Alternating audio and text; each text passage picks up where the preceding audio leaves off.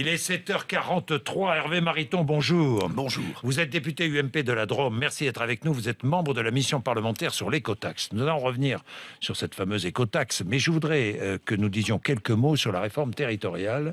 Ça se précise. À partir d'aujourd'hui, le président de la République reçoit les différents partis politiques, la représentation nationale. Apparemment, cette réforme, fusion de régions. Combien, nous verrons.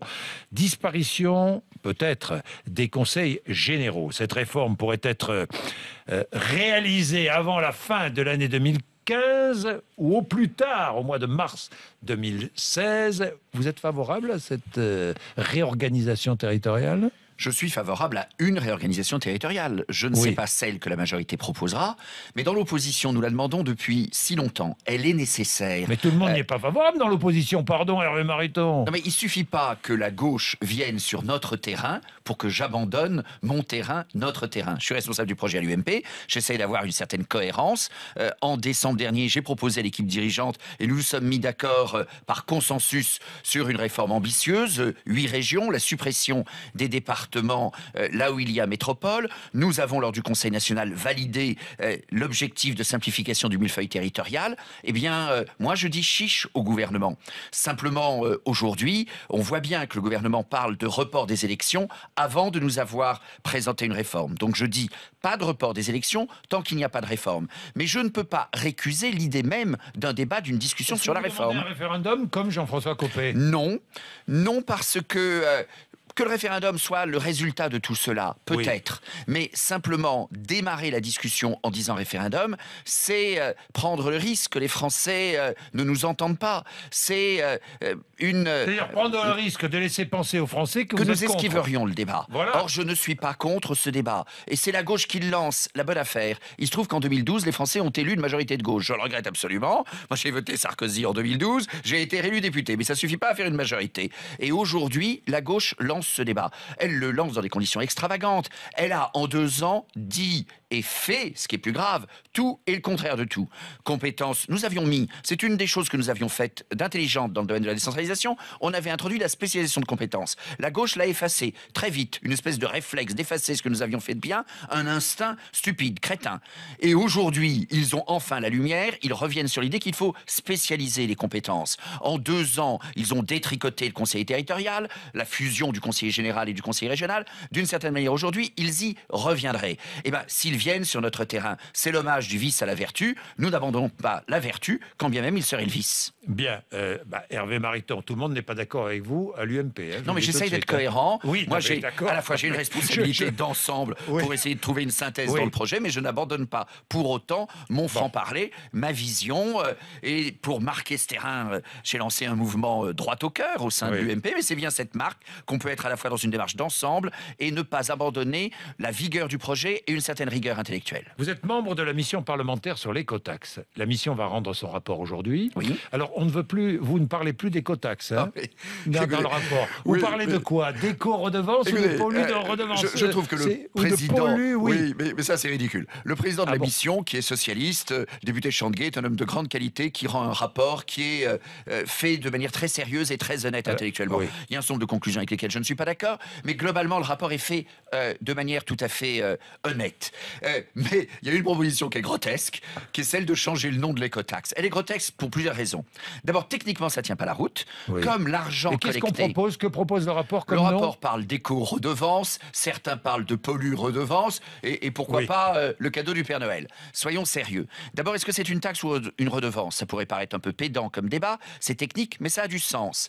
C'est une taxe, parce qu'une redevance, ça voudrait dire que l'argent va aux routes. Or, l'argent va pas aux routes, l'argent va à des travaux d'infrastructure, mais qui seront majoritairement des travaux intelligents, mais des lignes ferroviaires, des travaux sur les voies fluviales, des choses tout à fait utiles et qui vont faire au développement, les entreprises de travaux des publics. choses utiles au développement des infrastructures, à la compétitivité de notre économie. Mais comme ça ne va pas directement aux routes, si les mots ont un sens, ça ne s'appelle pas une redevance, ça s'appelle une taxe. Et puis ensuite, si les gens sont contre, parce que certains sont contre, moi-même, j'ai fait un rapport il y a quelques années, j'étais pas fanat de l'écotaxe. J'ai expliqué que ça allait être coûteux, que ça allait être compliqué, mais ça a été fait. Donc maintenant que ça a été fait, il ne faut pas qu'on ait une attitude capricieuse consistant à défaire. Qu'est-ce qu'on va faire? On va faire visiter les portiques? Ouais. Alors quoi? Création d'une franchise de 400 km par camion et par mois. Oui. Hein. L'objectif, favoriser le transport de proximité.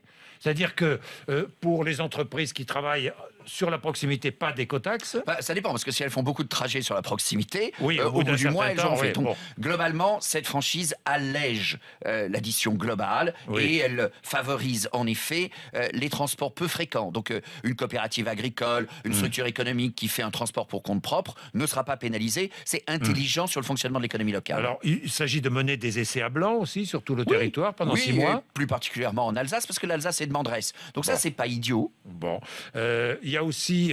D'abord, on ne démonte pas les portiques. Hein. Mais alors ça, c'est un choix de fond.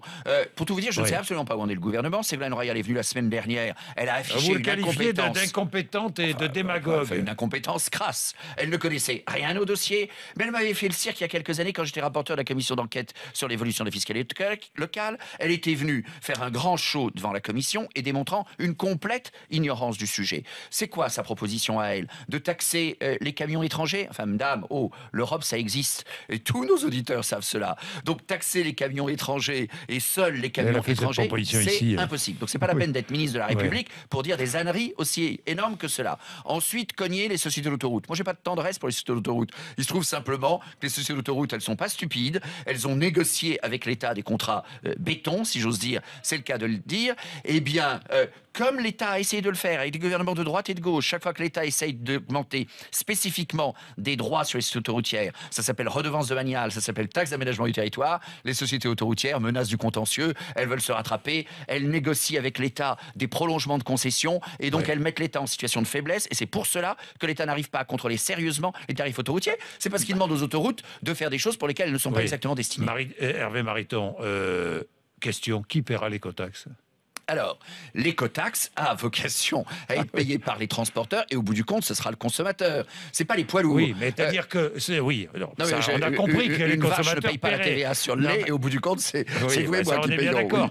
Oui. Mais selon les conclusions de cette mission, qui paiera? Sur les transporteurs étrangers qui traversent la France? Mais ce sera plus qu'aujourd'hui les transporteurs étrangers. Ça fait partie de la logique de ce projet depuis le début. C'est qu'aujourd'hui, vous avez des transporteurs étrangers qui peuvent rentrer en Alsace, sortir en Espagne avec des tankers tout à fait considérables, sans acheter de carburant en France, donc sans payer de taxes sur les carburants, avec une contribution faible au financement des infrastructures. Et l'écotaxe, moi je suis contre l'augmentation des impôts. Donc un impôt nouveau, ça me plaît pas. Il y a 3-4 ans, quand on a conçu ce système, quand il a été conçu par la majorité de l'époque, j'ai eu un sentiment critique. Mais aujourd'hui, que des sommes importantes ont été dépensées, avec le risque d'un dédit important de la part de l'État, si cette affaire était mise à la poubelle, je dis danger.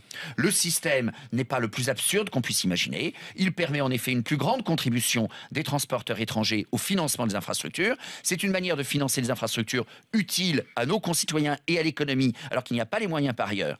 Et dans le matraquage fiscal qu'ont subi les Français depuis 2 ans, je le regrette, 30 milliards d'impôts de plus. Fondamentalement, cet impôt, s'il contribue à l'augmentation de la fiscalité, il ne me plaît pas. Mais comme le gouvernement d'avant s'y était déjà engagé, ayant l'honnêteté de le reconnaître, comme par ailleurs, il y a probablement plus d'inconvénients que d'avantages à ne pas le faire. Il faut avoir un raisonnement mature. Si on ne le fait pas, très bien, pas d'écotaxe, bonne nouvelle, tout le monde applaudit. Mais il faudra rembourser des dédits, il faudra assurer par ailleurs le financement des infrastructures. Donc tout ça, ça serait du gaspillage. Donc ce rapport, je vais probablement m'abstenir dessus parce que je trouve ridicule cette tentative de brouiller le message et d'endormir les gens avec un changement de terminologie. Il y a un certain nombre de propositions que je ne partage pas. Lesquelles, mais je n'ai pas envie... Des propositions sur, par exemple, la place des contrôleurs de transport terrestre. On a le sentiment que le rapporteur veut flatter un corps de l'État qui n'est pas totalement inutile, mais je pense que le sujet n'est pas là. Au contraire, on peut probablement faire un certain nombre d'économies. La désignation nouvelle de la taxe, je trouve que c'est mettre du brouillard dans le système. Pour autant, je ne jette pas le bébé avec l'eau du bain parce qu'il y aurait plus d'inconvénients que d'avantages à le faire.